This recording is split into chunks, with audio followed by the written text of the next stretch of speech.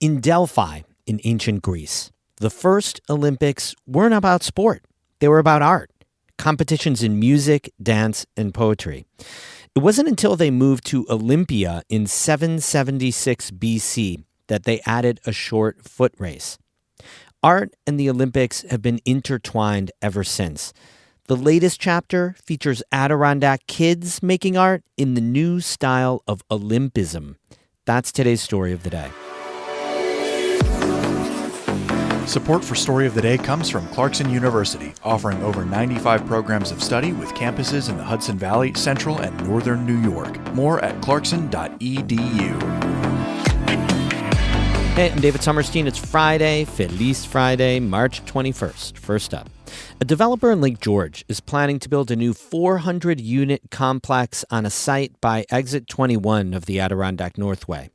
According to the Lake George Mirror, the project would double the number of long-term rentals in the town of Lake George.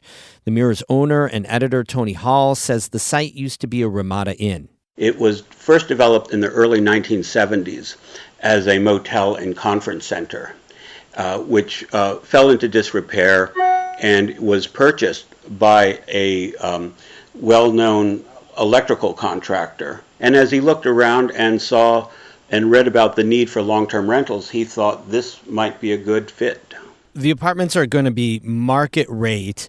What kind of guardrails are there to make sure that these will be available for people who are working in Lake George or working in the surrounding area and don't become, used by, visitors or short-term rentals or anything like that?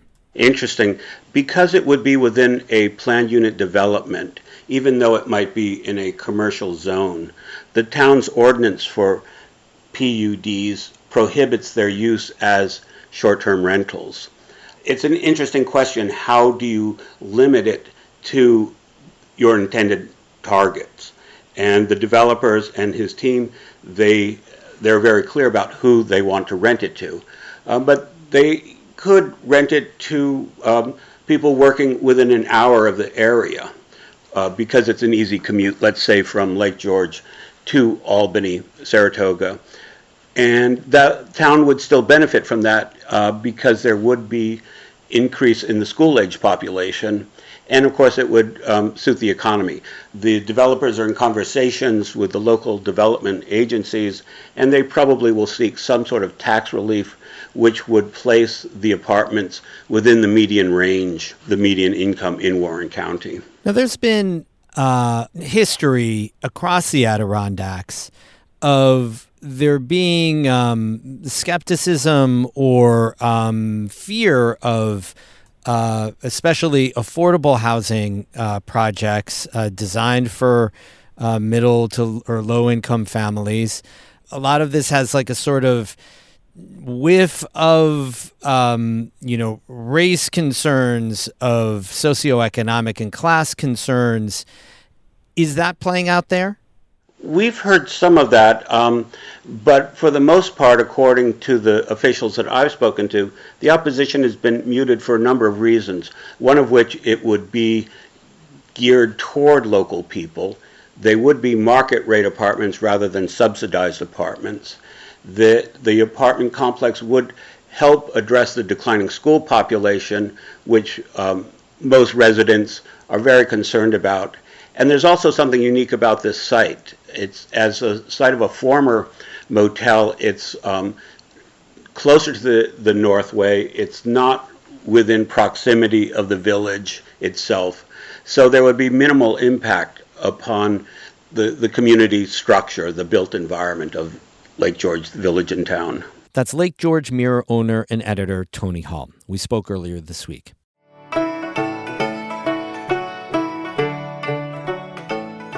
This winter, about 400 students from schools in Essex, Franklin, and Clinton counties made art inspired by the Winter Olympics. Those students were mentored by a cast of international artists who were also Olympians or Paralympians. Amy Feiereisel attended the culmination of that project, an award ceremony to celebrate the students' art held earlier this month at the Lake Placid Conference Center. Over 100 drawings and paintings from 8 different North Country school districts are displayed gallery-style on a long wall inside the Olympic Center. Student artists pose for pictures taken by beaming family members. Santino DeBella is a junior at Beekmantown High School, and he's wearing a gold medal. He just won first place in the high school division. He was inspired by a piece his art teacher showed him of a boxer. Where the boxing guy, he was like making a punch. So I kind of took a similar idea for speed skating. Oh, it's speed skating, yeah. Okay. And if you look, I made the Olympic things as like the ice skates. Yep. And I tried to represent motion and yeah. Art inspired by the Olympics has been around for centuries, as long as the games themselves have existed. Olympic posters have become an art form in their own right. Olympism is a new art genre that's been championed by Olympian artist Roald Bradstock. It blends Olympic ideals with artistic concepts and draws inspiration from Impressionism, Futurism, and op art.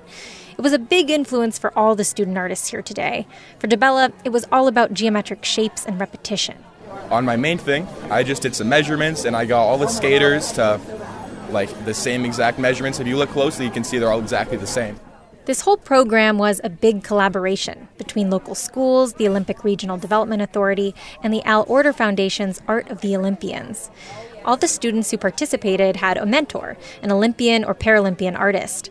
Those artists met with classes over video chat and individually critiqued each student's artwork.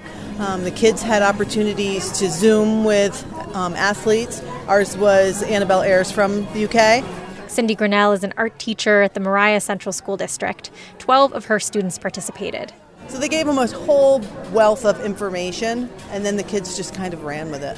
That's awesome. Yeah. Did your students enjoy it? They did. They really mostly liked meeting someone from the UK with like a different perspective. Each piece here was made by a different student artist in lots of different mediums: paint, pastels, colored pencils. Many of the students I spoke with drew direct inspiration from their own life for their piece. Raven Bolster is a 5th grader at Davis Elementary School in Malone. I made a USA player holding an American flag behind a crowd. What inspired me is because I'm a hockey player. Kason King is a 4th grader at Davis Elementary. He drew the Olympic torch surrounded by snow and ice. When I go to my camp with my aunt, we have fires a lot, and I just like to sit down and enjoy them. And sometimes me and my brother will play in front of the fire. The artworks, while full of individuality, also have an artistic thread through them and a sense of perseverance and positivity. Junior Samantha Welch from Beekmantown High School credits that to the philosophy of Olympism. Part of Olympism itself is repetition and showing that you have to practice to get to that high level of achievement. Welch's piece has watercolor mountains in the background with a drawing in colored pencil of a skier in front. She said her class focused on the people of the Olympics. And I thought it would be really cool to kind of give a perspective of what the skier would see, or what it looks like to be the skier. And looking at it now, against all of these other pieces, I think it really fits in, and I kind of hit the mark on it. Welch walks me over to the largest artwork in the room, which is an 8-foot by 12-foot colorful mural made up of smaller canvas panels. This was also a collaboration started by Olympian artist Roald Bradstock, who we heard about earlier. His nickname is the Olympic Picasso. From afar, you see the Olympic rings emerge from a lot of smaller images and lines. He did most of the line work and all of the major writing himself.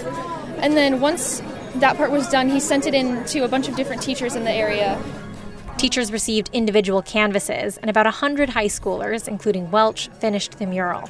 The students actually got to write the names of fellow Olympians and all these little circles in between the lines and all the tiny little line work. That includes the names of Olympians who have come from the North Country. The mural is fittingly called Together. Shannon Piche-Smith is the chair of New York's Region 5 Art Teachers Association. She got local art teachers on board for this initiative. She says she couldn't pass up the opportunity for students to be a part of something bigger.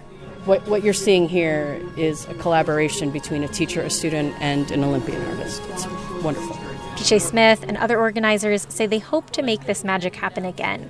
Amy Feiereisel, North Country Public Radio at the Lake Placid Conference Center. We have more news through the weekend on our website, ncpr.org. Music today by Lost in Beijing of Keene and Taichung of Lake Placid. I'm David Sommerstein, North Country Public Radio.